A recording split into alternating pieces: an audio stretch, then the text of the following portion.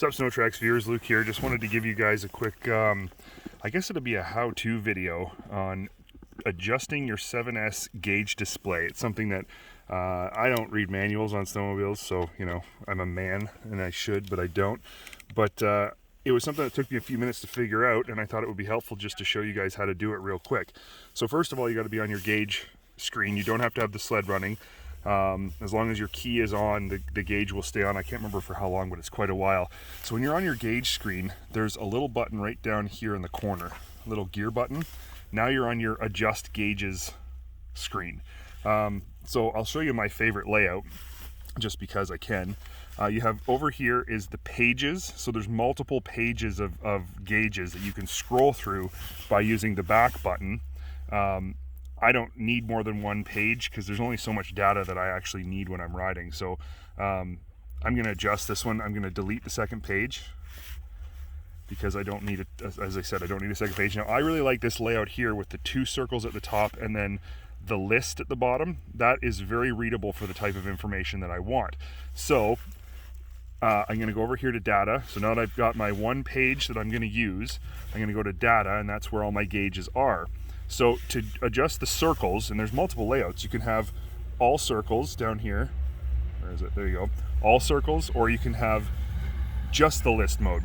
But I like the two circles at the top because the two gauges I put up there make more sense as a circle. So first of all, I don't need a compass up there. That's not as important to me. What is important is how much gas I have. That's what's most important.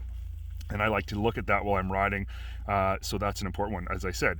The other one that I really like to see while I'm riding is engine temp, especially when you're on something like an Assault that's got a deeper paddle. That's something I pay attention to if you're riding low conditions or you're riding roads at all. I always pay attention to my engine temp, so I like that one right at the top. So there you go, that's the two circle gauges. Now all I have to do is touch engine temp and I can change it to anything I want. I can change the elevation, trip meter, whatever I like. But as I said, I prefer, where is it here? You scroll through, I prefer engine temp right there. Then when I want to adjust the bottom ones, I go down and just touch that zone.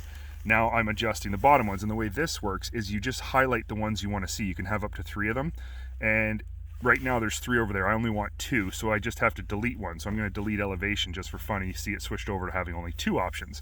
Well, I like having a compass. I do. I think it's interesting, but obviously everybody also likes having a trip meter.